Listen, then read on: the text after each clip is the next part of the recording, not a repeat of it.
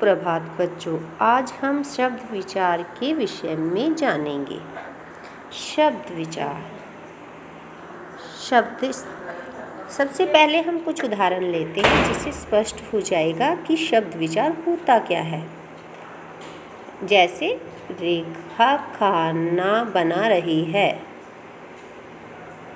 पूजा पुस्तक पढ़ रही है, मोहन विद्यालय जा रहा है, अध्यापिका पढ़ा रही है। आपने देखा, ये सारे क्या है? वाक्य है। तथा प्रत्येक वाक्य में शब्द यानी वाक्य का निर्माण किससे होता है? शब्दों से होता है। और प्रत्येक शब्द वर्णों के मेल से बना है। जैसे कि कमल।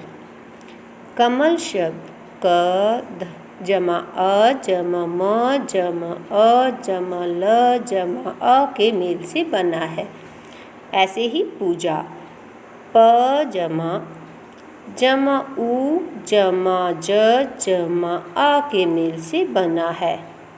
तो इस प्रकार से क अ म अ ल अ सारे क्या है? वर्ण है। और इन सभी वर्णों के मेल से बनता है शब्द। तो इस प्रकार शब्द की परिभाषा क्या हुई? वर्णों के मेल से बनी सार्थक ध्वनि को शब्द कहते हैं, या वर्णों का ऐसा समूह जिसका एक निश्चित अर्थ निकलता है उसे शब्द कहते हैं। जैसे कमल, पूजा, इन शब्दों का एक निश्चित अर्थ है, अर्थात इनको सुनकर हमारे सामने एक तस्वीर आ जाती है। तो शब्द वर्णों का भाषा की दृष्टि से जिस समूह का अर्थ होता है, यानी जिन वर्णों के समूह का अर्थ होता है वही वाक्य होता है।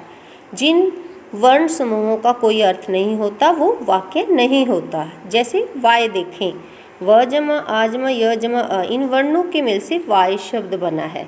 लेकिन वाय शब्द से हमारे सामने कोई आकृति नहीं आई, उसकी कोई तस्वीर सामने नहीं आई, तो इसलिए हमें पता ही नहीं कि होता क्या है, इसलिए ये कोई शब्द नहीं है। उसी प्रकार चाय, च जमा आ जमा य जमा अ, चाय, लेकिन इस शब्द का अर्थ है। चाय के सामने होते ही हमारे सामने चाय की तस्वीर सामने आ जाती कि चाय होती कैसे।